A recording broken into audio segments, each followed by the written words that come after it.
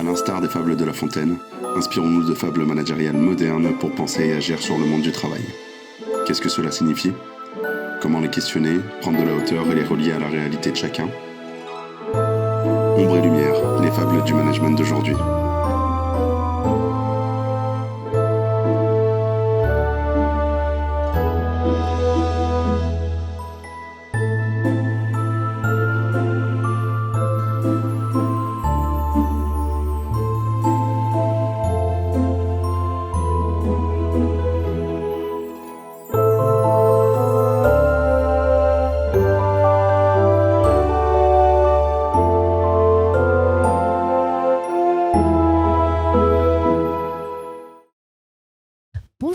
Et à toutes, merci d'être ici, merci d'être chez vous essentiellement, puisque c'est vous qui nous accueillez. Donc on va aujourd'hui être ensemble pour à peu près 1h15 sur ce 3e épisode donc, de notre web-série Ombre et lumière, les fables du management. Vous pouvez voir là, vous pouvez comprendre un petit peu avec cette scénographie dans quelle ambiance on va être. Donc, ce format de web-série, il a été imaginé et conçu par Alliance et Territoires en partenariat avec Thierry Pic, qui est professeur à l'EM Lyon et cofondateur d'une société qui s'appelle Act for Talent et avec qui on travaille depuis déjà plusieurs années dans le cadre d'Alliance et Territoires à développer des formats inspirants pour les entreprises du réseau.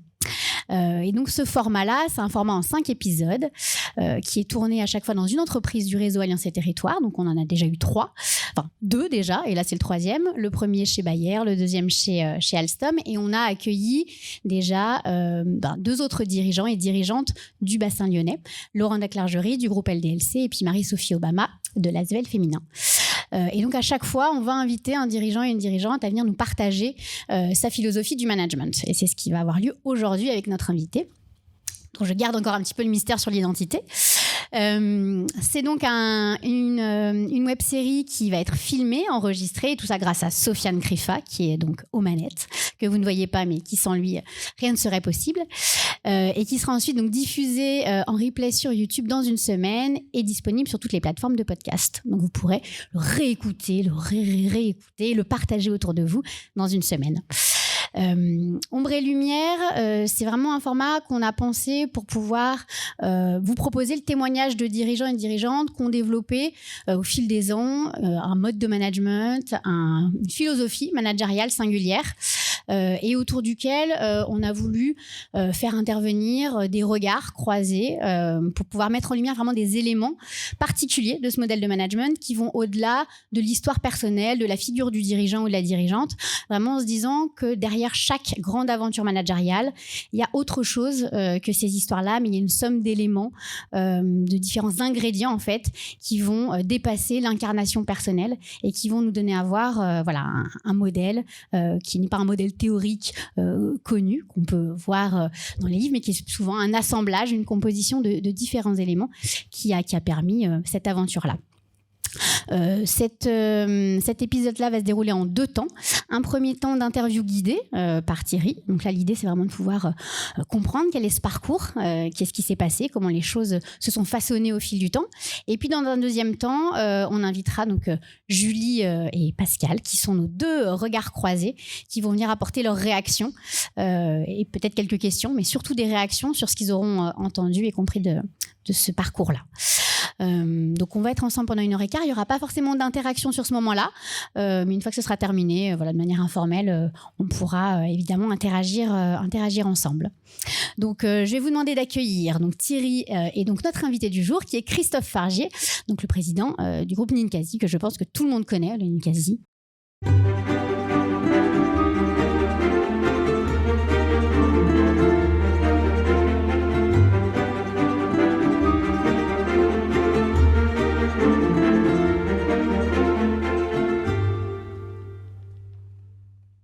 Eh bien, bonjour à tous, une arrivée en musique. Je pense que Christophe, tu vas apprécier. Donc, on va parler d'une enseigne effectivement bien connue à Lyon, dont le vaisseau amiral est vraiment très proche, le Ninkasi. Ombre et lumière, c'est vraiment aller au-delà de la lumière qu'on connaît tous, hein, c'est-à-dire la boisson, la restauration, la musique, la convivialité qui sont typiques du Ninkasi, pour essayer effectivement d'aborder la partie un peu moins visible et moins connue de la trajectoire individuelle et collective de l'entreprise, et puis les croyances, les présupposés et le modèle de management mis en place. Christophe, bonjour, ravi de t'accueillir. En 2 mots, le Ninkasi aujourd'hui, si on doit le décrire, c'est quoi? Nombre de collaborateurs, nombre de sites, pour situer un peu le décor pour ceux qui ne connaîtraient pas. Donc le Ninkasi, c'est un projet industriel. On est un producteur de bière et maintenant de spiritueux, avec une nouvelle usine qui va sortir de terre à Tarare dans quelques semaines. Et on a la particularité d'avoir développé un réseau d'établissements. Aujourd'hui 25, il y en a 9 qui sont en propre, le reste en franchise. Ce sont des lieux d'expérience qui permettent de développer une relation forte à la marque et qui nous permet d'activer la distribution de nos produits dans les réseaux externes, principalement la grande distribution. Donc on fait 30 millions d'euros de chiffre d'affaires aujourd'hui. On a environ 400 collaborateurs dans nos établissements propres dans le groupe. Et puis, on en a quasiment autant chez nos franchisés. Voilà. Et puis, on est très implanté sur la région Auvergne-Rhône-Alpes. On a une volonté maintenant de sortir de la région et de se développer au niveau national. Avec déjà un site en dehors de la région, hein, c'est ça? On a ouvert en février à Rouen. Très bien. Alors, on va repartir un petit peu au début de l'histoire. Donc, le démarrage de ton aventure personnelle, hein, avec. Alors, j'ai repris quelques archives. Un stage où tu as l'impression de ne pas être écouté et tu dis toi-même, j'avais besoin d'un espace de liberté pour pousser mes convictions. Et puis ensuite, un séjour aux USA, fondateur, hein, avec la découverte des micro-brasseries. Et donc, tu te formes en tant que brasseur. Donc, toi-même, tu es formé à cette activité et tu fais le tour de nombreux établissements. Est-ce qu'on a là les ferments, sans jeu de mots, d'une aventure singulière quelque part, avec un angle particulier? Comment aujourd'hui tu vois cette période initiale? En fait, je voulais monter une entreprise. Je pense que cette envie, elle est née au collège. Je devais reprendre une entreprise de plâtrerie peinture, maçonnerie en Ardèche, parce qu'un de mes oncles qui dirigeait cette entreprise était venu me voir en me disant « Mais Christophe, ça t'intéresserait ?» J'adore l'Ardèche. Je me suis dit « Mais pourquoi pas ?» Et j'ai réalisé que mon cousin qui travaillait dans cette entreprise et mon deuxième oncle qui travaillait également n'étaient pas enthousiastes à l'idée de me voir arriver. Donc j'ai finalement décliné et à ce moment-là, j'avais un ami américain qui faisait 1 année en France et je lui ai dit Kurt, il faut absolument que tu me trouves du boulot aux États-Unis. Je vais aller chercher une bonne idée là-bas et je reviendrai pour monter mon projet. Et il m'a dit mais Christophe, il y a quelque chose qui marche très bien dans ma ville, Portland, c'est les microbrasseries et je suis persuadé que ça pourrait marcher. Donc il y avait de toute façon en moi cette envie de créer. Et comme je l'avais dit dans ce stage, je me suis rendu compte en faisant un stage dans une entreprise que je serais malheureux dans une entreprise parce que j'avais besoin d'être dans un environnement où j'étais aligné avec mes convictions, mes valeurs. Et la meilleure façon d'être aligné, c'est de créer son environnement en créant son entreprise, son projet. Donc une fibre entrepreneuriale avec une compétence déjà, une découverte de ce monde de la microbrasserie. Donc on se retrouve en 1996, hein, si je me trompe pas, à Lyon, avec l'opportunité d'un premier site à Gerland, alors plus grand que tu l'imaginais, donc la possibilité de donner une forte ambition à ce projet. Donc le Ninkasi Gerland est né. Au passage, Ninkasi, ça veut dire quoi ? Alors Ninkasi, c'est la déesse de la bière chez les Sumériens. Sumériens, c'est Mésopotamie, juste avant la civilisation égyptienne. Et on a choisi ce nom en 97 parce qu'on souhaitait s'inscrire dans la tradition brassicole de la ville de Lyon. Lyon a été capitale de la bière quand l'Alsace-Lorraine, en 1871-72, a été prise par les Allemands. Et on voulait également s'adresser aux femmes puisqu'on avait en 97 des codes dans le monde de la bière qui étaient très masculins et on s'est dit c'est quand même un peu dommage de s'adresser qu'à une partie des clients potentiels. Donc on a vraiment eu cette envie de faire en sorte que les femmes viennent chez nous et ça a très bien fonctionné puisque des femmes qui aimaient la bière nous ont dit mais c'est juste génial, aller dans un bar classique, j'avais l'impression d'être regardé par les autres comme vulgaire de boire une bière, et me dit au Ninkasi il n'y a pas de jugements qui sont portés quand on boit une bière et effectivement la clientèle féminine a fréquenté et était majoritaire pendant les premières années au Ninkasi Gerland. Alors le Ninkasi est né sur un certain nombre de concepts que je vais résumer de façon très rapide. D'abord, tu pars pas tout seul, tu pars avec une équipe. La notion de choix, laisser le choix, donc c'est pas que de la bière, c'est aussi du café, du vin du terroir, des sirops, etc. Avec le mot-clé de l'authenticité. Tu dis que tu te revendiquais comme des militants de la diversité. Voilà. Et puis la notion de qualité avec des produits qui gagnent de nombreux prix. Et puis je vais lire une citation qui m'a marqué. Nous nous engageons aussi à vous proposer une offre variée et de qualité et sommes déterminés plus que jamais à rester des lieux accessibles et respectueux de tous. Nous n'hésiterons pas à choisir systématiquement le chemin de la difficulté pour continuer à défricher plutôt que de suivre. Donc cette notion d'innovation aussi. Qu'est-ce que dirais-tu de ces éléments de positionnement initiaux? Est-ce qu'ils sont toujours valables et est-ce qu'ils se sont transformés avec le temps? Est-ce qu'on est toujours sur ces principes fondateurs? En fait, quand on a démarré, on a regardé ce qui se passait dans notre environnement et en fait, on avait, c'est un peu caricaturé, mais dit finalement à Lyon, il y a les bars verts à Heineken et les bars rouges Cronenbourg avec une offre qui était très standardisée. Donc, on s'est dit si on veut créer un lieu singulier, il faut qu'on se démarque.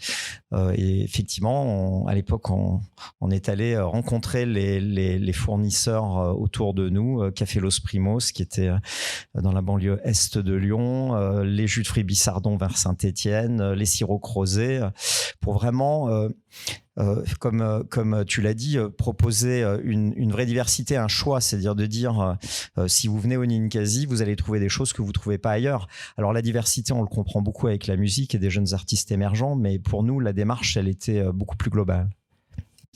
Alors le site est boosté par la Coupe du Monde de football, hein. On n'est pas à l'abri d'avoir de la chance aussi qui fait connaître, enfin qui fait arriver beaucoup de monde en tout cas effectivement à Gerland.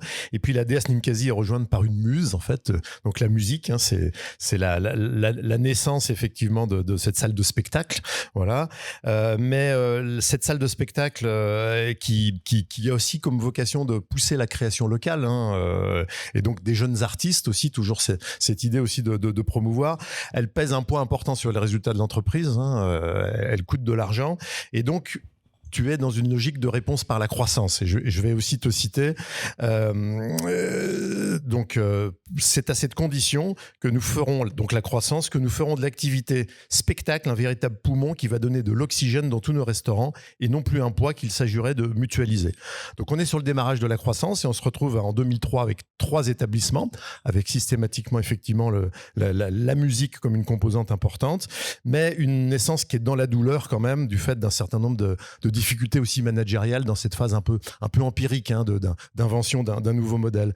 Qu'est-ce que tu as appris de cette période un peu plus difficile, on va dire, hein, de démarrage de cette croissance? En quoi ça a forgé chez toi un certain nombre de convictions et d'éléments structurants de ton modèle de management?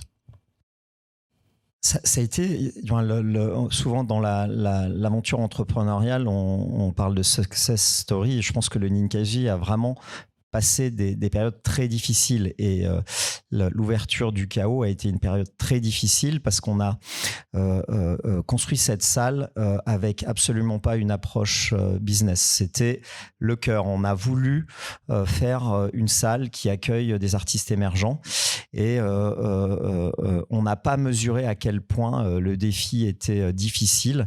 Ça nous a mis dans une situation économique très difficile et on a décidé de ne pas baisser les bras, de ne pas renoncer.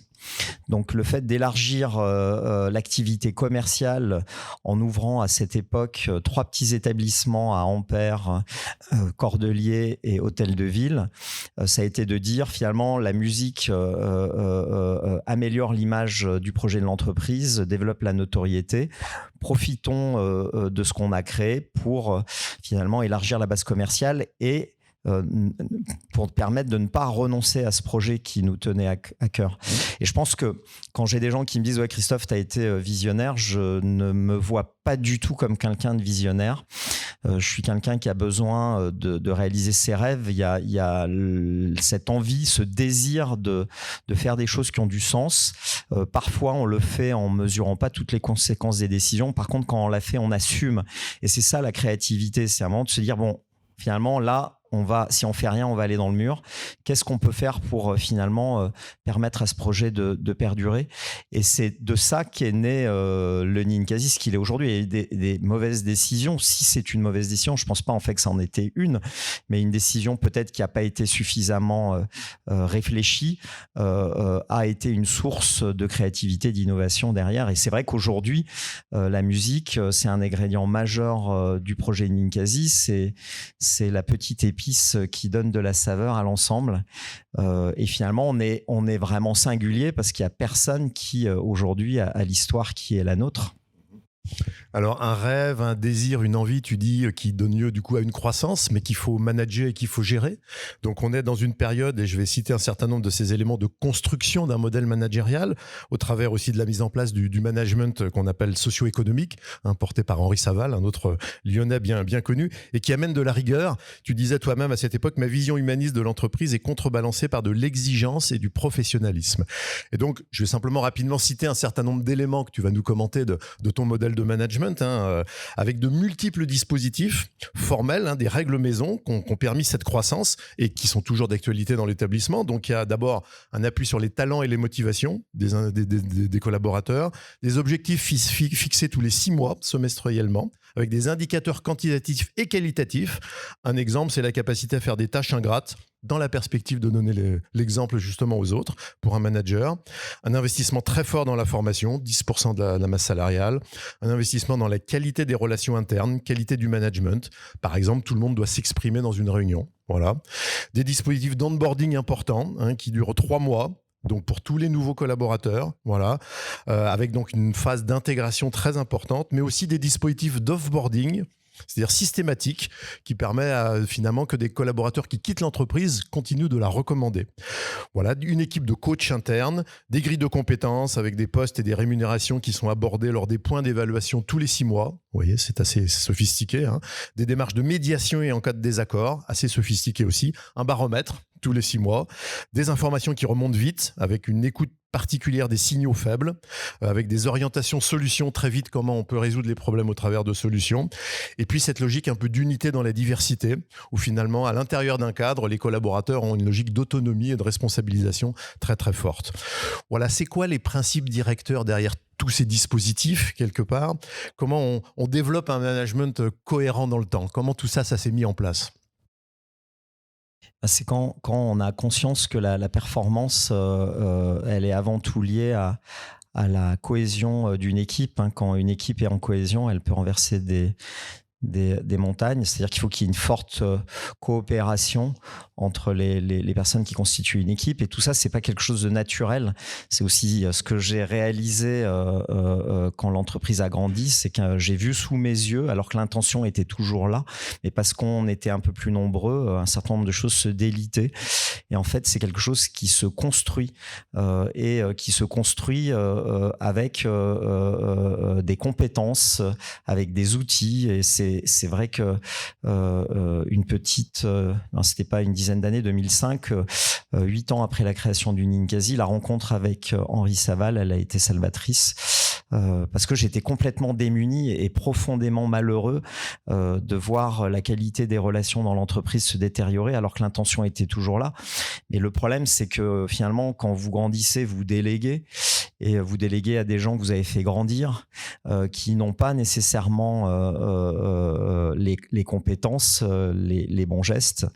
Et même si l'intention chez ces personnes-là était là, le secteur de la restauration a une culture très militaire et j'avais des gens qui avaient un mode de fonctionnement qui était plus du tout aligné avec la promesse qui était la nôtre.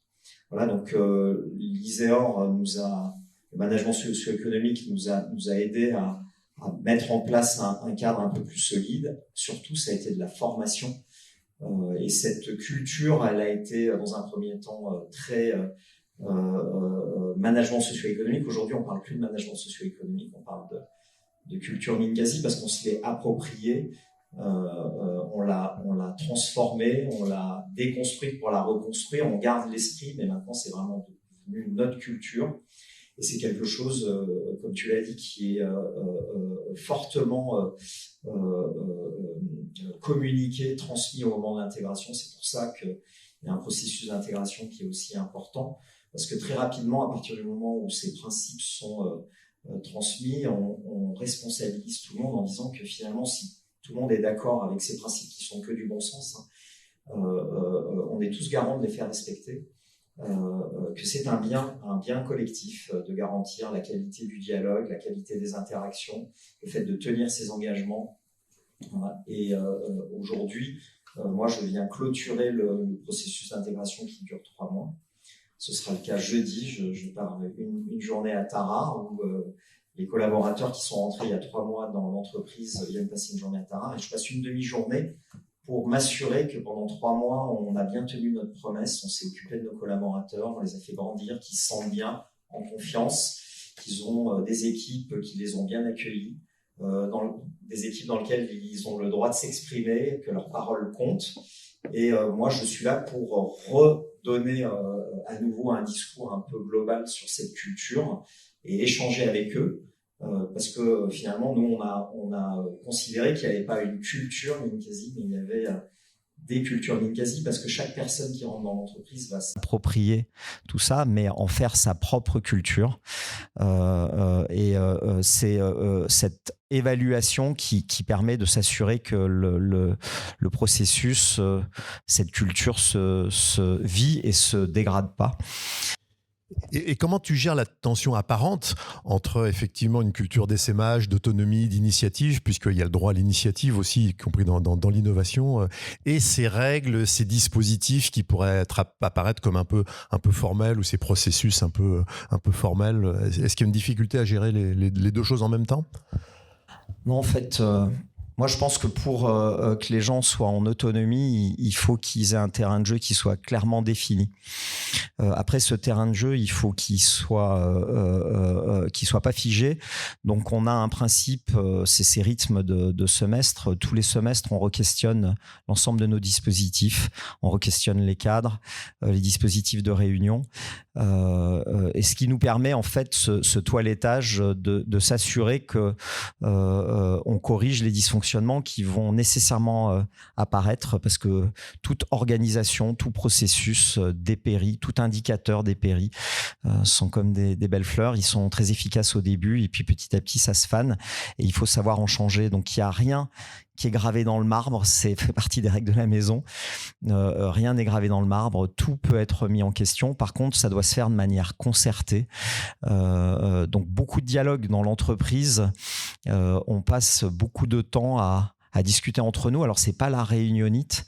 On a un dispositif de réunion, c'est notre squelette minimum, qu'on estime nécessaire pour assurer un fonctionnement convenable de l'entreprise. Et puis, porter, c'est savoir provoquer les rencontres avec les bonnes personnes et cette culture de la petite réunion qui peut durer 10 minutes, 5 minutes, où on va créer ce que le management socio-économique appelle les 3 C, communication, concertation, coordination. Est-ce que tu as eu des collaborateurs un peu soit déstabilisés par ce système, soit qui n'ont pas adhéré ? Est-ce que tu as rencontré des difficultés en fait pour mettre en place cette culture Ninkasi ? Bien sûr, on a une culture, et ça je le dis aux personnes qui arrivent dans l'entreprise, nous on va tout faire en sorte pour que la mayonnaise prenne, mais elle peut ne pas prendre et on dédramatise ces situations. On a une culture qui est forte, qui nécessite un certain degré d'autonomie. C'est là un peu la culture de l'intrapreneuriat. Voilà, quelqu'un qui arrive et qui va avoir une fiche de poste extrêmement détaillée va être profondément malheureux chez nous, parce qu'on va lui dire qu'on va lui fixer un cadre et il va pas être perdu, mais par contre il y a une partie du chemin qu'il va devoir faire lui-même. C'est-à-dire que tu vas aussi construire ton poste dans l'entreprise. Voilà, une forte capacité à rendre compte, à mettre de la lumière. Donc les gens qui me disent « Christophe, m'embête pas sur la manière dont je vais m'y prendre, tu m'évalueras sur les résultats », il pourra pas être heureux chez nous, parce que je lui dis, moi, il est hors de question que maintenant qu'on vient de se rencontrer, j'aille m'asseoir dans les gradins et que je te regarde franchir ou pas la ligne d'arrivée. La façon de fonctionner au Ninkasi, c'est de tous transpirer ensemble sur le terrain. Et donc, la meilleure façon de transpirer ensemble, c'est que je comprenne ce que tu fais, je comprenne tes problématiques et que je sois capable de te challenger. Par contre, jamais je prendrai ta place. C'est toi qui vas faire. Tu pourras venir me solliciter autant de fois que tu le veux, mais j'ai confiance en toi et je sais que tu es capable de réaliser telle ou telle chose. Donc voilà, c'est des modes de fonctionnement. Des moments, c'est des gens qui sont pas prêts à venir travailler chez nous et qui peuvent refrapper à la porte quelques années plus tard et ça se passe très bien, ou des gens qui, souvent c'est comme ça que ça se passe au Ninkasi, qui ont été des intrapreneurs et qui ont envie de devenir des entrepreneurs puisqu'ils se sont construits chez nous et qui veulent vivre leurs rêves et qui se sont construits, qui se sont outillés. Il y a beaucoup de gens qui nous disent qu'ils viennent au Ninkasi pour des gens qui viennent dans la restauration chez nous en disant bah voilà, je viens au Ninkasi parce que je sais que je vais être très bien formé et pour monter mon affaire, je sais que ce sera une très bonne chose. Nous, ça nous pose aucun problème. On n'est pas une entreprise paternaliste. À partir du moment où les choses sont claires, nous, on va dire, écoute, on va te former. On va quand même te demander de faire un petit bout de chemin avec nous. Donc, on va se mettre d'accord sur cette échéance. Mais aujourd'hui, c'est aussi ça, pour moi, le sens d'une entreprise. Hein, c'est de faire grandir. C'est l'entreprise apprenante sur du métier, mais aussi sur du savoir-être. Et on est très heureux aujourd'hui d'avoir dans Lyon de beaux établissements d'anciens collaborateurs Ninkasi qui réalisent leurs rêves. De toute façon, c'est ce que j'ai fait moi-même, hein, réaliser mon rêve. Donc, je trouve ça extrêmement beau d'avoir des personnes qui font de même. Alors, une culture de l'essaimage interne et externe, on voit bien. Si on aborde ton rôle de leadership, ta posture de leadership, comment tu la définirais ? Tu dis souvent, j'aime beaucoup les conflits, j'adore les conflits. Concrètement, ça veut dire quoi ? Comment ça se manifeste ? En fait, c'est juste de la lucidité. On est tous très différents. Tu l'as dit, on a tous nos croyances. Personne ne détient la vérité. On voit tous le monde avec notre propre perception. Donc, on est tous profondément subjectifs. Donc on a cette nécessité à être intelligents ensemble, un concept d'Henri Saval qui est le terme il est un peu universitaire, c'est ça va pas me revenir, ça m'échappe, ça reviendra après, mais qui est de dire en fait quand vous mettez des gens autour d'une table, c'est comme un écran d'ordinateur, les croyances, les parcours, les expériences de chacun vont vous éclairer une partie de l'écran et c'est l'ensemble qui va permettre d'avoir la juste appréciation d'une situation. Donc oui, j'aime le conflit parce que le conflit est une véritable richesse. Alors c'est pas la guerre, la bataille, les invectives, c'est le fait de laisser les désaccords, les perceptions différentes s'exprimer et c'est de considérer que finalement le conflit est la meilleure opportunité pour créer de la coopération. Parce que c'est important dans une réunion et ça fait aussi partie des règles qu'on a instaurées, 20% dans le pourquoi, c'est-à-dire l'état des lieux, cette saine contradiction, mais 80% dans le comment. Et quand vous êtes dans le comment, vous créez la coopération. On s'en fiche de savoir qui a raison ou pas. On a posé un diagnostic sur une situation ou sur un clash. Maintenant, comment on fait pour que on surmonte cette difficulté ? Comment on fait pour inventer un chemin ? Et là, vous créez la coopération. C'est pas la posture du juge hein, quand vous intervenez dans un conflit pour dire qui a raison. Ça, c'est une posture qu'on essaye d'éviter. C'est le médiateur. Deux personnes qui sont en désaccord, comment je les aide à sortir de leur désaccord pour trouver ensemble la solution. Et en fait, c'est extrêmement facile à faire. Quand on a compris le mécanisme, on se met à aimer les conflits et on a bien compris que pour créer de la cohésion dans une équipe, il fallait que ça frictionne. Donc une bonne réunion au Ninkasi, c'est une réunion où ça frictionne, c'est-à-dire où les désaccords sont mis sur la table. Une réunion où vous avez un manager qui monopolise la parole n'est pas une bonne réunion et tout le monde le sait. Et est-ce que tu dirais que ton rôle est d'être un peu garant de ces postures, de ces démarches et de leur évolutivité? On a bien compris que tout pouvait être remis en cause. Est-ce que tu dirais que c'est ça ton rôle aujourd'hui ou tu le définirais autrement?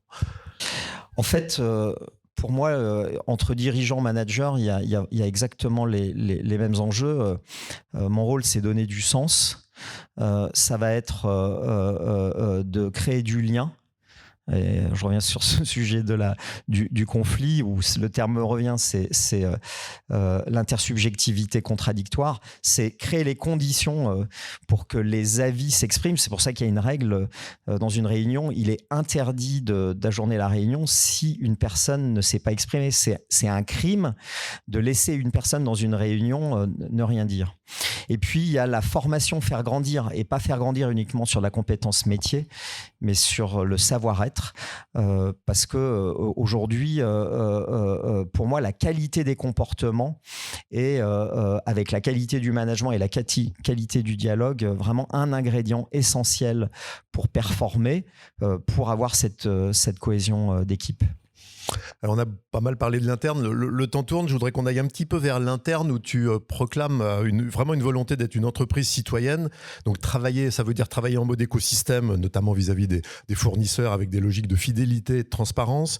Une volonté de faire en sorte que les brasseries indépendantes aussi pèsent dans le marché, donc un côté un peu collaboratif aussi avec les autres brasseries.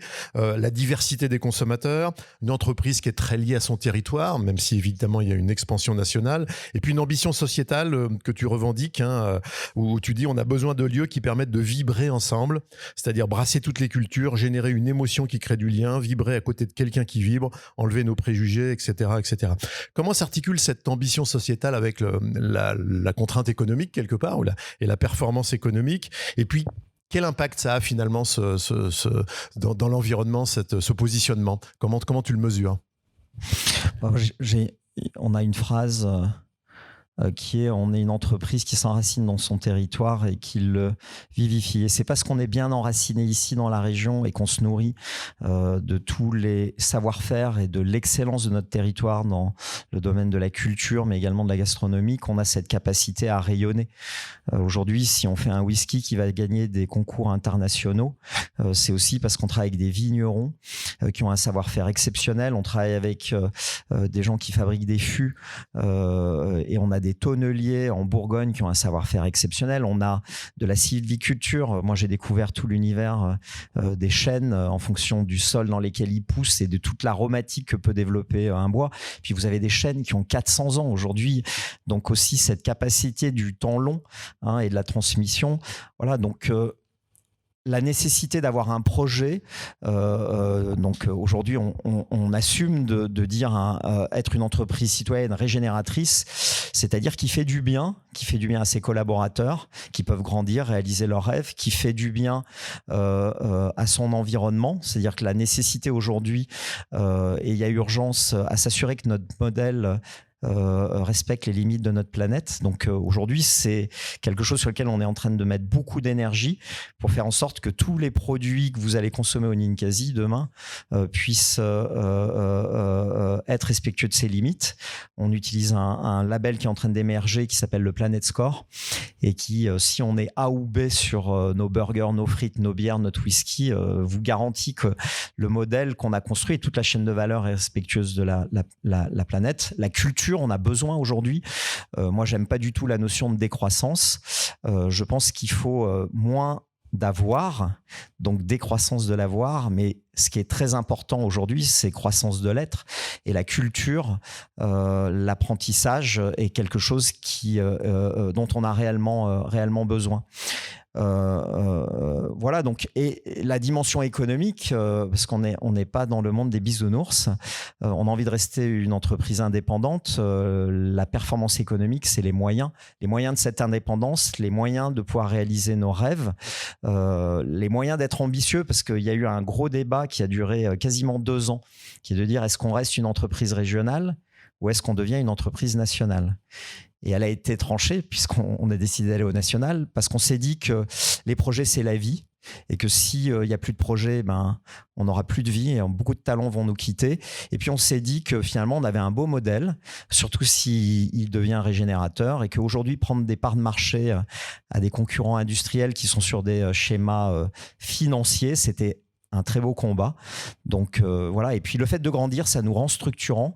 On va créer une micro-malterie avec 40 agriculteurs de la région sur une culture bio. Ça permet une rotation des sols. Tout ça, on peut le construire parce qu'on a aujourd'hui des volumes qui nous permettent de construire des projets qui embarquent une filière. Si on était resté tout petit, on n'aurait pas été en capacité de le faire. Par contre, il va falloir que notre croissance respecte cette promesse de rester une entreprise régénératrice. Donc on retrouve la combinaison du rêve, de l'ambition et aussi de la croissance, mais croissance respectueuse et régénératrice, comme tu dis. Si on parle d'un avenir un petit peu proche du Ninkasi, tu nous dis 2 mots du projet de la Soleil ? La Soleil, c'est un projet qui nous tient énormément à cœur puisqu'il illustre quelque chose qui, je l'espère, va émerger, c'est l'économie du partage. Voilà, on est dans un monde où il y a eu énormément de compétition, et il en faut, hein. C'est juste des questions de curseur, mais un peu plus de partage, de coopération, à mon avis, pourrait être très bénéfique. Et donc l'idée, et c'est vraiment quelque chose qui est né au moment de la crise Covid, on avait prévu à la Soleil de faire le siège du Ninkasi. Donc un peu c'est le marqueur de notre réussite, hein, le siège, voilà, un lieu magique. Et à cette époque, il y a un article qui est sorti qui annonçait que Total allait faire son siège à la Défense et que ça allait être la plus haute tour de la Défense. Et j'ai dit oulala, est-ce qu'on n'est pas en train de faire à notre échelle la même chose? Et j'ai dit là on est en train de faire une bêtise, et on en a parlé avec les équipes et tout le monde a été d'accord pour dire qu'il fallait pas que ça soit notre siège, il fallait que ça soit autre chose. Et on a dit on va en faire un lieu, un tiers lieu dans lequel on va inviter notre écosystème, parce qu'à ce moment-là il était en très grande souffrance. Toute notre pépinière d'artistes, vous imaginez bien que pendant le Covid ils avaient du mal à avoir des revenus. On a dit on va faire un lieu qui va être sur l'économie du partage, on va attirer notre écosystème d'acteurs dans les médias indépendants, dans la culture, mais également dans l'univers de la restauration et de la boisson, avec un partage d'actifs, d'investissements, un partage de collaborateurs. Finalement, pourquoi pas avoir quelqu'un qui travaille au Ninkasi et qui va me dire mais Christophe, moi je m'ennuie un peu, là le Lyon Street Food Festival avec Nomad Kitchen, ça me fait rêver, est-ce que tu pourrais accepter que pendant 6 mois ou 1 année je sois détaché pour aller travailler sur ce projet? Le partage des idées, le partage des clients, voilà, avec un lieu très enraciné dans son territoire qui va s'adresser bien évidemment à la population de la Soleil, avec cette nécessité de recoudre la Soleil avec Oulin, hein, puisqu'on a cette barrière de la voie ferrée. Voilà, et puis aussi de rayonner, c'est-à-dire un bel arbre qui, j'espère, attirera les Lyonnais, mais aussi les gens de la région, et pourquoi pas les gens du monde entier, parce que je pense qu'on va avoir une capacité d'innovation si il y a une centaine de structures qui participent à l'aventure, qui sera juste gigantesque, avec plein d'idées qui vont émerger et qui n'émergeront que parce qu'on est là, ensemble, dans un même lieu, avec cette volonté de partager beaucoup de choses. Donc non pas un siège social Totem, mais un siège de l'économie collaborative. J'ai 3 questions rapides pour terminer cette demi-heure. Quel regard tu portes sur tout ce parcours aujourd'hui, toute cette aventure?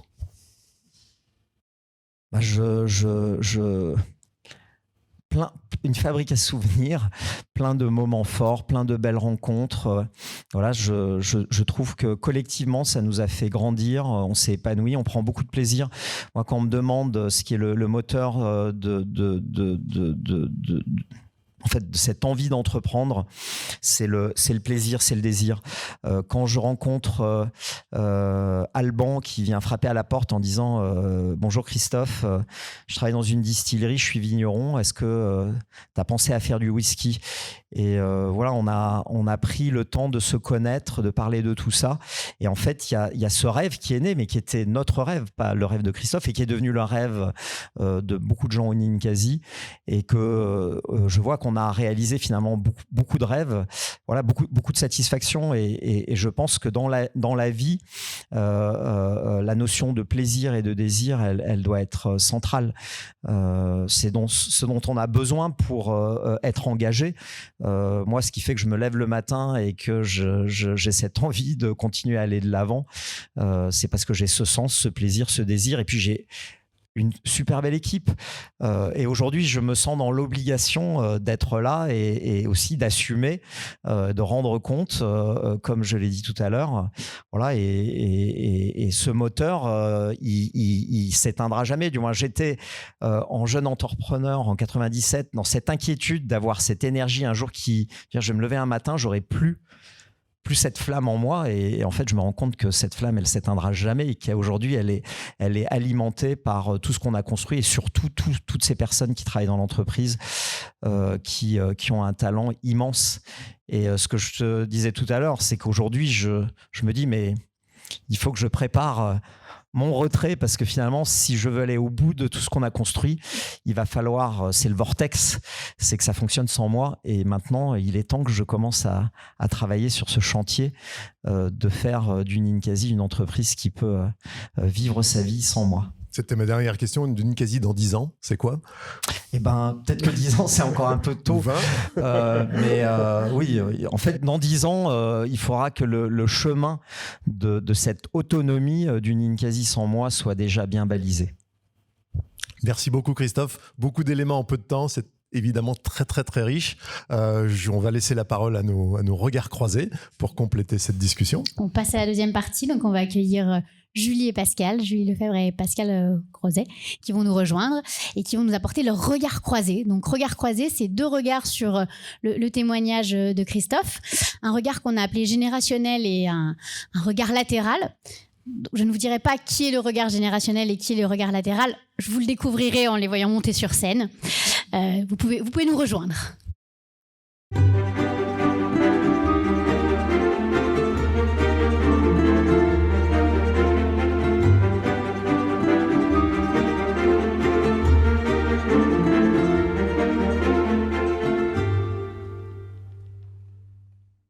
On va juste démarrer donc avec Julie. Donc Julie qui est Impact Maker chez Goodness & Co.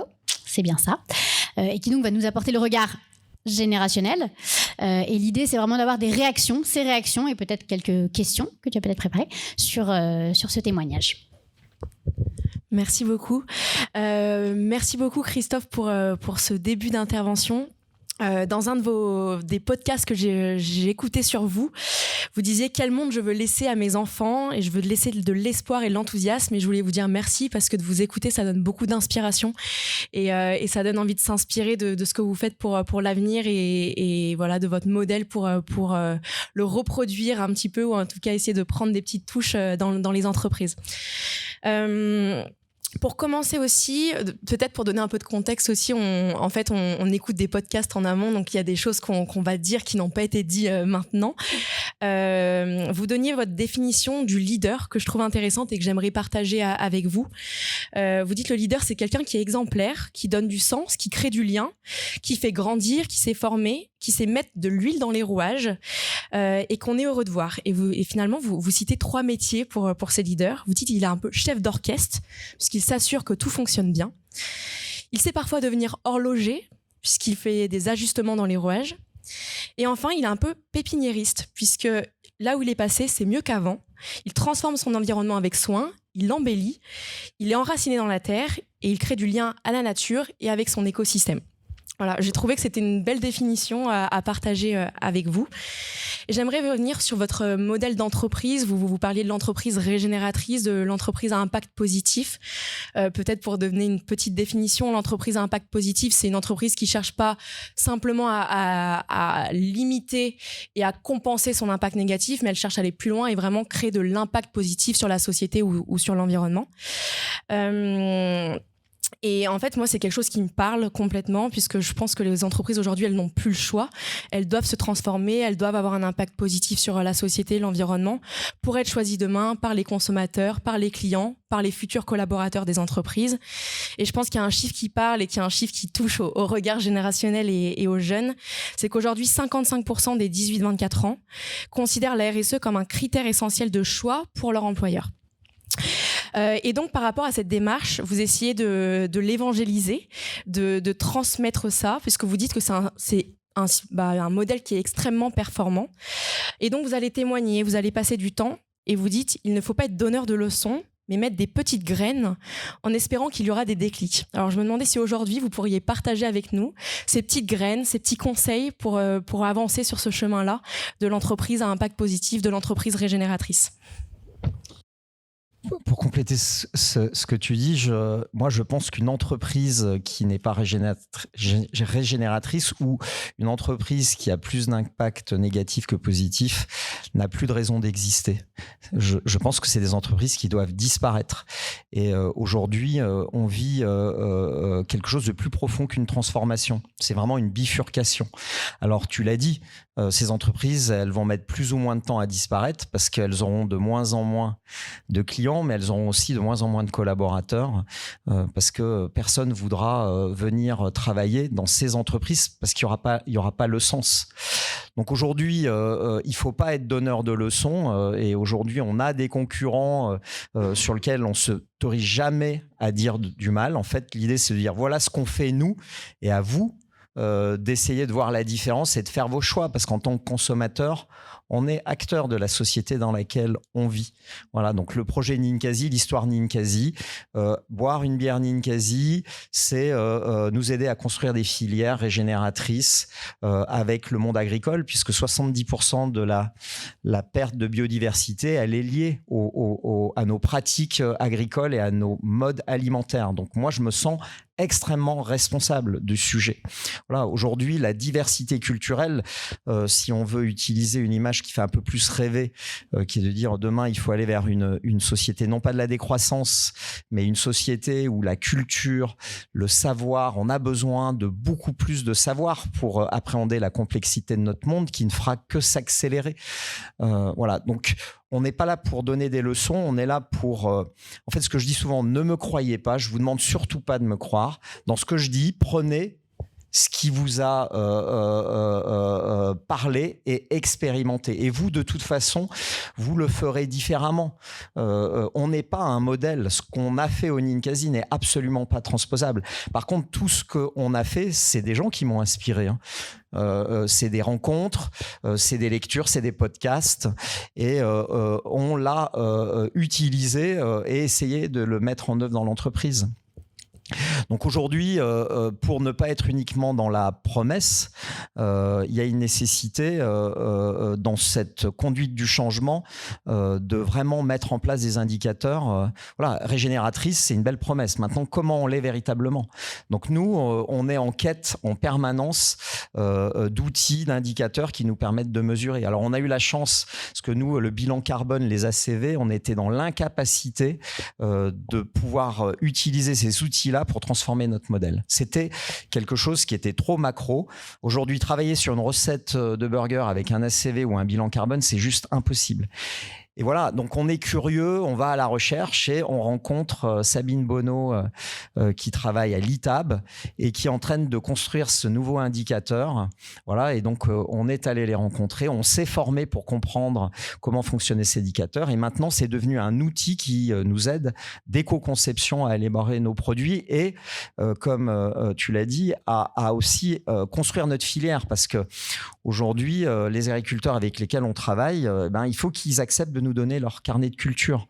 Parce que l'ITAB, pour établir une note, ils ont besoin de savoir comment l'agriculteur travaille. Donc l'agriculteur, il faut créer, comme je l'ai dit à l'intérieur de l'entreprise, un socle de confiance, de sécurité qui va nous amener vers une économie du partage, dans ce cas-là, partage de l'information, la transparence.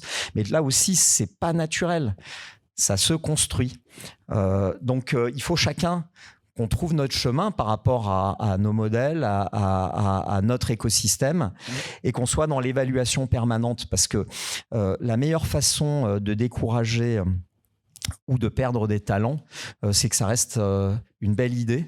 Une idée n'est rien, elle n'est qu'au travers des actions et des résultats qu'elle produit.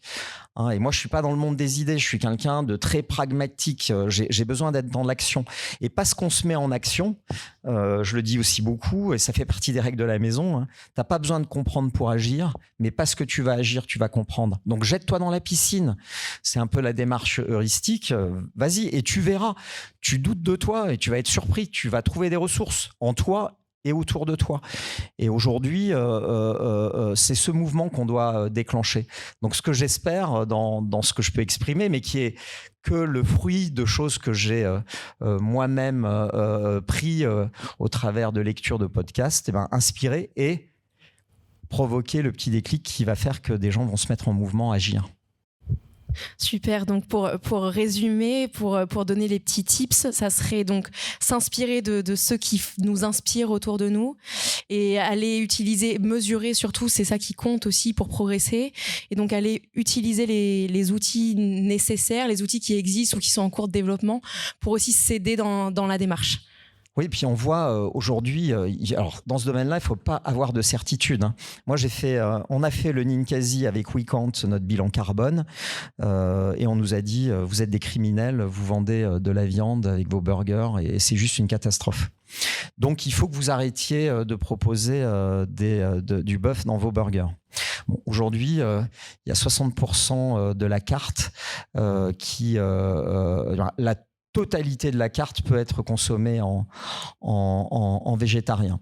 Mais après, on a rencontré Sabine Bonneau de l'ITAB qui me dit « Mais Christophe, c'est une absurdité ce qu'on t'a dit. Aujourd'hui, il faut manger moins de viande, mais il ne faut pas arrêter de manger de la viande. On a besoin de passer d'un modèle d'élevage intensif à un modèle d'élevage extensif. Il y a aujourd'hui 70% des prairies qui sont cultivables, mais 30% qui ne le sont pas. Et sur ces prairies-là, il y a un vrai enjeu à y mettre du bétail, parce que quand il y a du bétail sur ces prairies-là, on multiplie par 3 la capacité de captation de CO2, et en termes de biodiversité, c'est extrêmement positif. Donc oui, il faut manger moins de viande, mais de là à dire il faut arrêter de manger de la viande, voilà. Donc nous, on doit essayer de travailler, et c'est ce qu'on a fait avec des éleveurs en Auvergne, bœuf de montagne, donc il y a de la pente, élevage extensif, donc nourri avec le fourrage de l'exploitation, circuit court pour le bien-être animal, c'est-à-dire un abattoir qui est très proche des exploitations et avec une juste rémunération de l'agriculteur. Et nous, on culpabilisait d'avoir fait ce travail-là en disant en fait il va falloir qu'on arrête, et non.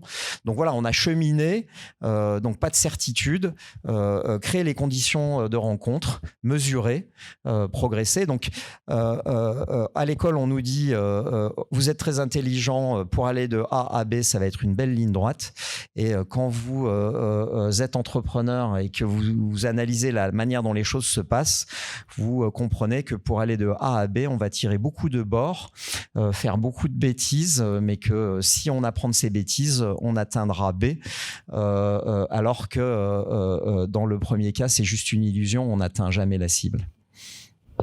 Merci beaucoup. Et donc, pour aller un petit peu revenir sur ce dont vous avez déjà discuté, donc là où on parle d'embarquer les parties prenantes, d'engager les parties prenantes dans cette démarche finalement, et vous avez beaucoup parlé d'une partie prenante qui est hyper importante, c'est les collaborateurs.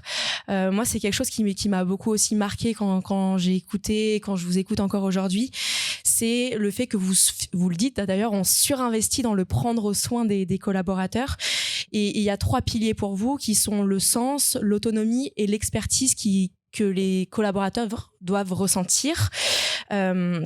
Et il y a 2 outils qui me paraissent intéressants, c'est la formation dont vous avez beaucoup parlé, c'est 3 mois d'onboarding pour comprendre la culture de l'entreprise, les dispositifs de tutorat, et vous dites bon voilà, quelqu'un de responsable a une forte capacité à rendre compte sur ce qu'il fait et a une forte capacité à assumer les décisions qu'il prend.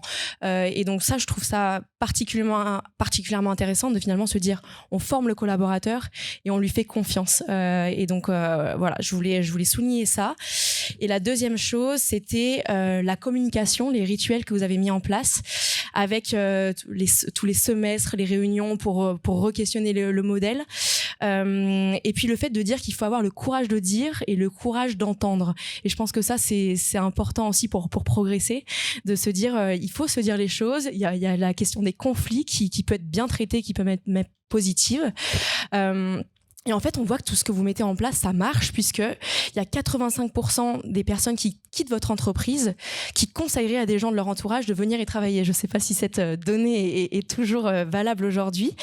Et donc, je me demandais, aujourd'hui, dans le secteur de la restauration, qui est quand même un secteur en crise d'un point de vue de recrutement, qui a vécu aussi la crise Covid, et où les sorties ont un petit peu changé, les modes de consommation de la restauration changent. Est-ce que vous partagez tous ces apprentissages dans ce secteur de la restauration? Est-ce que vous le faites? Et si oui, comment? Et qu'est-ce que vous mettez en place pour essayer de changer les choses dans votre environnement et dans votre écosystème? Hier, j'étais à Franchise Expo à Paris pour... on a un stand pour trouver des candidats qui ont envie de porter le maillot Ninkasi, et j'ai participé à une table ronde sur le sujet qui est de dire qu'est-ce qu'on a fait au Ninkasi pour continuer à attirer des collaborateurs et puis aussi à les garder. Donc j'ai expliqué tout ce que tu viens de citer. Moi, je pense que le sujet, c'est pas d'être une entreprise paternaliste, c'est de faire en sorte que les gens fassent un bout de chemin un peu plus long. Et hier, je donnais l'exemple d'un cuisinier au Ninkasi Saint-Paul. On est des lieux festifs, on organise plein d'animations, les blind tests, le karaoké choral, le disco bingo. Et on propose aux équipes d'être animateurs. Ça fait partie d'une compétence qu'ils peuvent acquérir, et n'importe qui. Donc, on a, il y a 6 ans, une personne qui travaille en cuisine qui a dit « mais moi, ça m'intéresse ». Voilà, donc c'est devenu un animateur, c'est devenu un DJ, s'est mis à mixer. Donc, il a de la chance, au Ninkasi, on a la possibilité de le faire grandir sur ce sujet-là. Et là, il vient de nous quitter pour vivre son rêve, c'est-à-dire qu'il va devenir intermittent du spectacle et DJ. Et je pense que s'il n'y avait pas eu tout ça, il serait peut-être resté 2 ans, parce qu'au bout de 2 ans, si on est un simple cuisinier qui, comme certains le disent, envoie du steak, on se lasse et on a envie de faire autre chose. Donc c'est comme ça qu'on conserve des talents, qu'on écrit des belles histoires. Et puis c'est cette évaluation, c'est-à-dire qu'effectivement l'offboarding est très important, parce que ça nous permet de mesurer si les promesses qui ont été données sont tenues. Donc c'est toujours le cas, on a 85% des gens qui quittent l'entreprise, qui conseilleraient à des amis ou à leur entourage de venir y travailler, et 50% des gens quittent l'entreprise à cause du sujet de la rémunération et du fait de travailler de manière décalée par rapport à leurs amis, à leur famille, à leurs compagnons ou compagnes. Parce qu'évidemment, la restauration, on travaille surtout... 70% de notre chiffre d'affaires, c'est le soir et les week-ends. Donc, c'est difficile de proposer des horaires de journée à tous nos collaborateurs. Mais on le sait et on essaye de l'améliorer. Donc, semaine de 4 jours pour toute personne qui est en responsabilité. Et aujourd'hui, ils apprécient. Ils nous disent, oui, 2 jours famille, 1 journée pour moi. Plus de coupure depuis déjà longtemps. Et puis, management fin et une très forte souplesse dans la construction des plannings, avec des limites, évidemment. Mais aujourd'hui, on est totalement en capacité de tenir compte des contraintes des uns et des autres. Voilà. Après, on n'est pas une entreprise parfaite.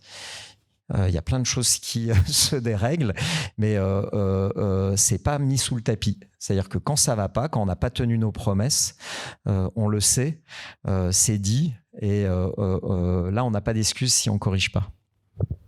Merci beaucoup. Merci.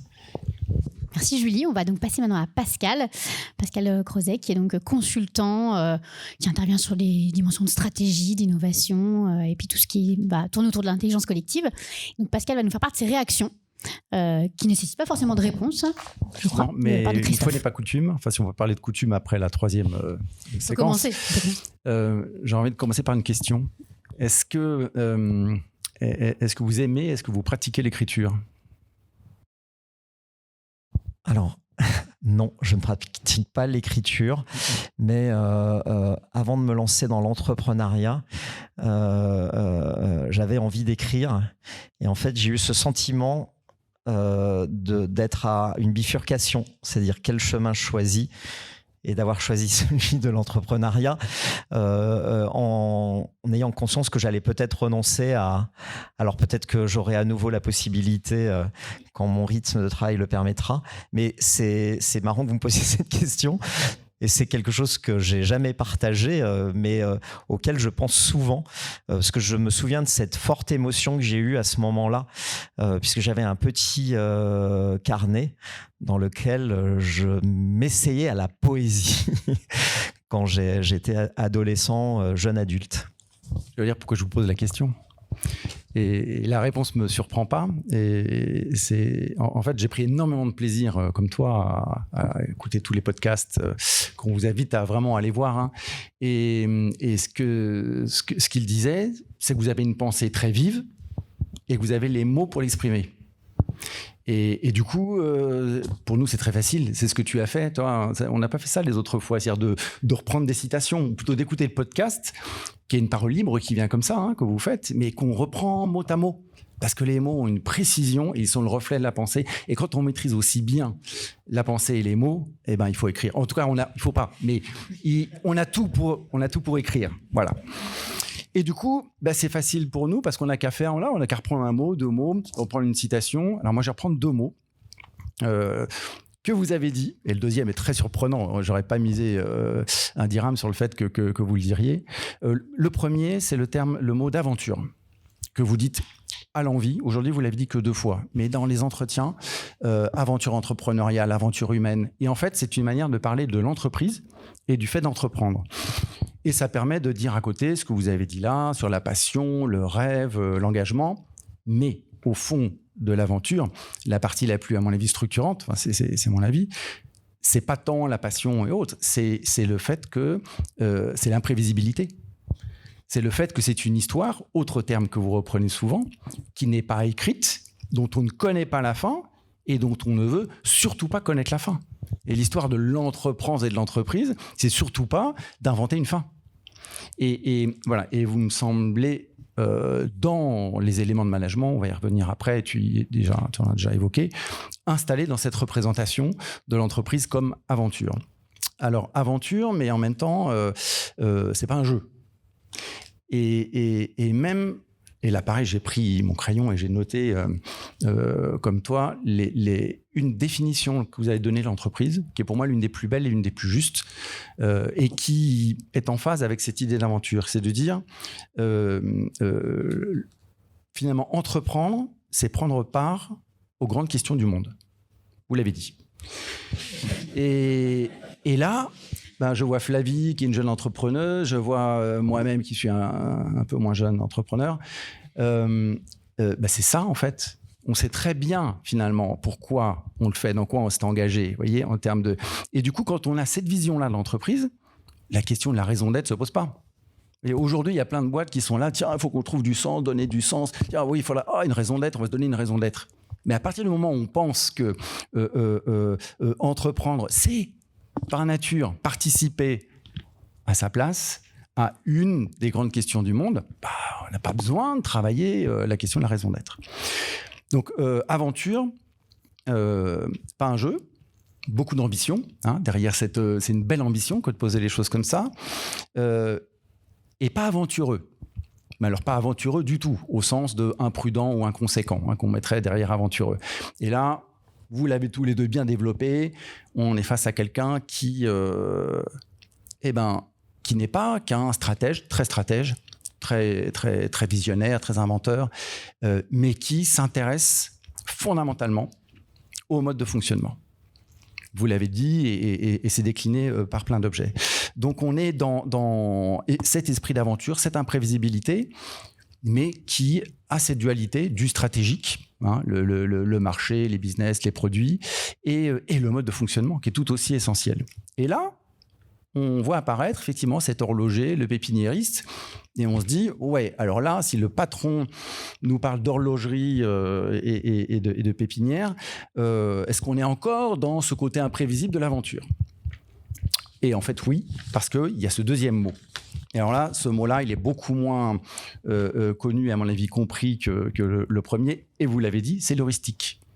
Alors, quelqu'un qui, 3, 4, 5, 6 fois dans des podcasts, pose le mot heuristique devant quelqu'un qui, à mon avis, qui vous interviewe et ils savent pas ce que ça veut dire.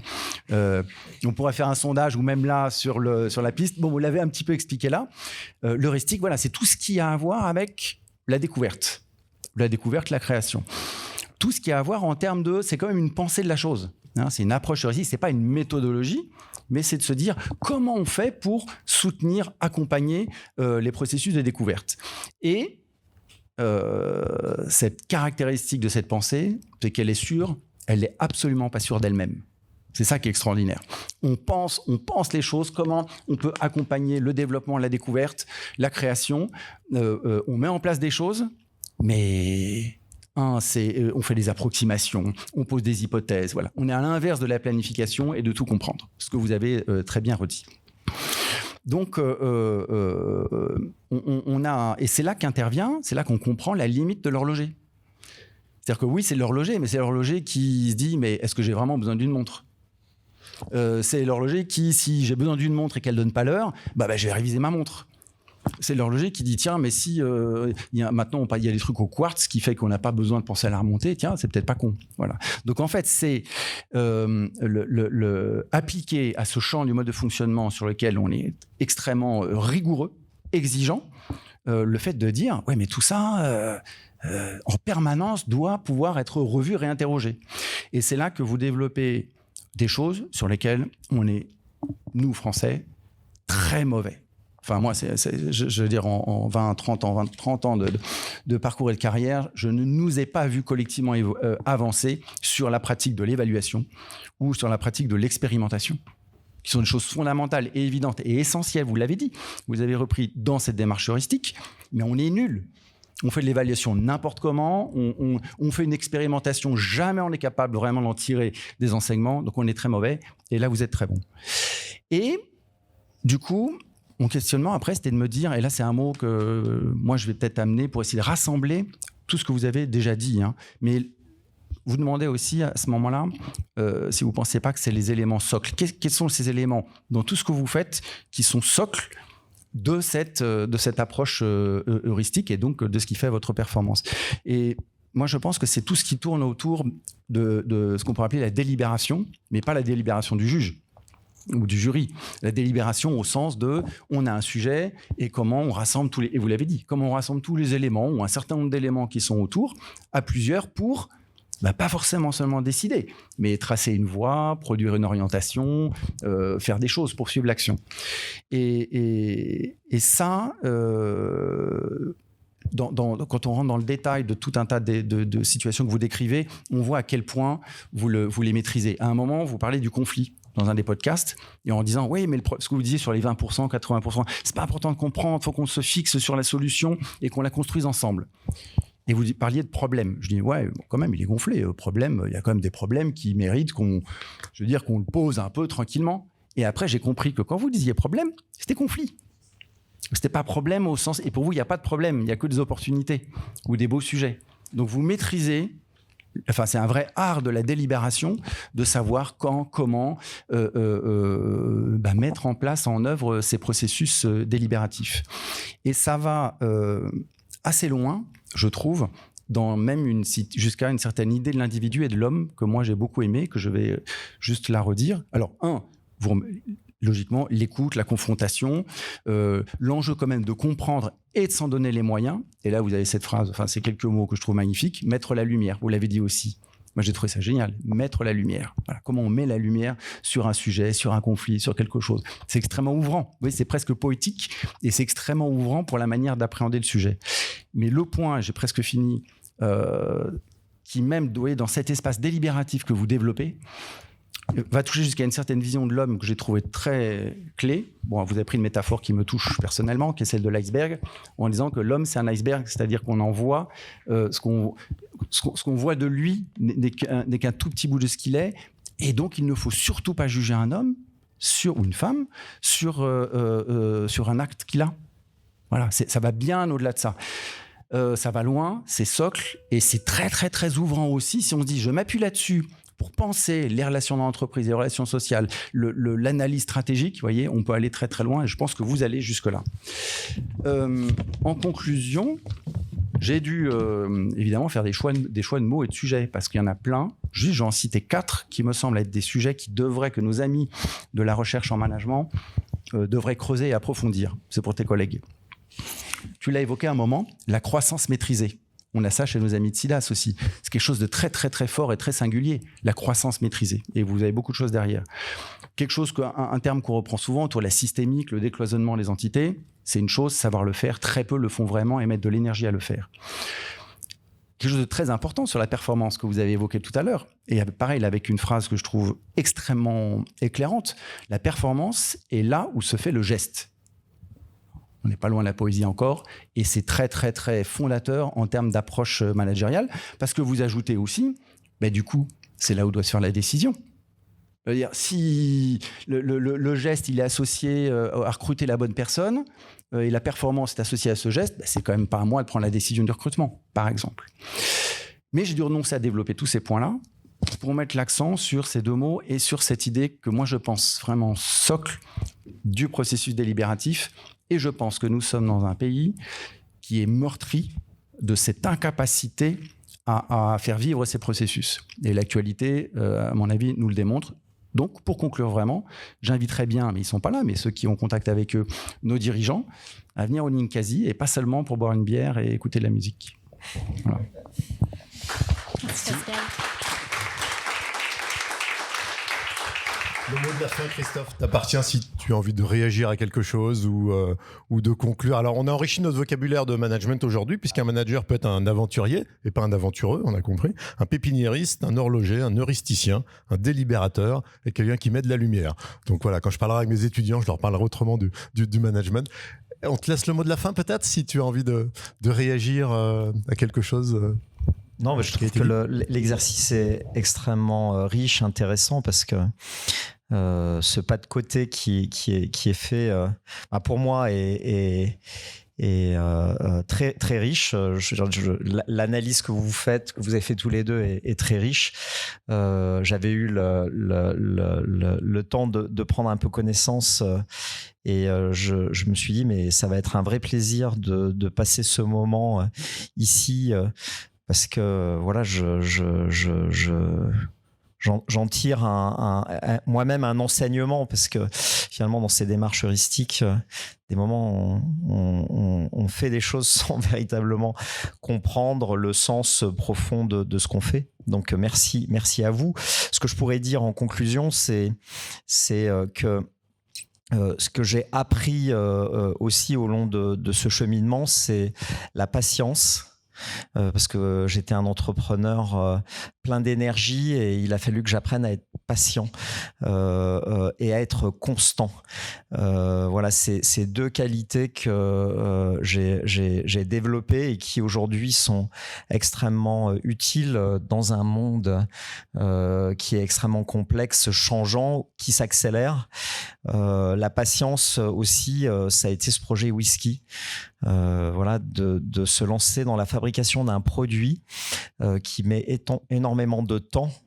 Voilà, et de me dire, et je trouve que c'est aussi très bien avec les équipes, qu'on est au début d'une histoire, d'une aventure, mais vraiment qu'au début, et que ça va être les gens qui vont nous succéder, qui vont la poursuivre. Et je peux vous assurer que dans le monde qui est le nôtre, où on est dans tout ici, maintenant, immédiatement, ça fait énormément de bien de pouvoir porter des projets qui nous inscrivent dans le temps long.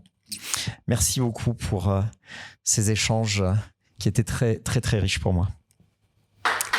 Merci beaucoup. Ben voilà, on a passé 1h15, une bonne 1h15, je pense, ensemble. Merci beaucoup, Christophe, pour le partage et puis l'écoute. Merci à Julie, à Pascal, évidemment, et puis à Thierry pour la préparation, puis pour ce moment-là. Merci vraiment à Nemera et notamment à l'équipe RH qui a rendu ça possible, avec une petite dédicace spéciale à Maïli, qui a été notre petite fée pour la préparation et l'organisation. Donc, merci beaucoup. On espère que vous aurez passé un bon moment et que la prochaine fois que vous dégusterez une bière en terrasse, au Ninkasi, vous repenserez à ce moment-là et qu'elle aura une autre saveur. Et puis on vous dit à très bientôt pour les replays ou le podcast qui seront disponibles dans une semaine. Et puis pour les prochains épisodes, les 2 derniers qui auront lieu avant l'été. Voilà. Merci beaucoup. Et encore merci à Sofiane.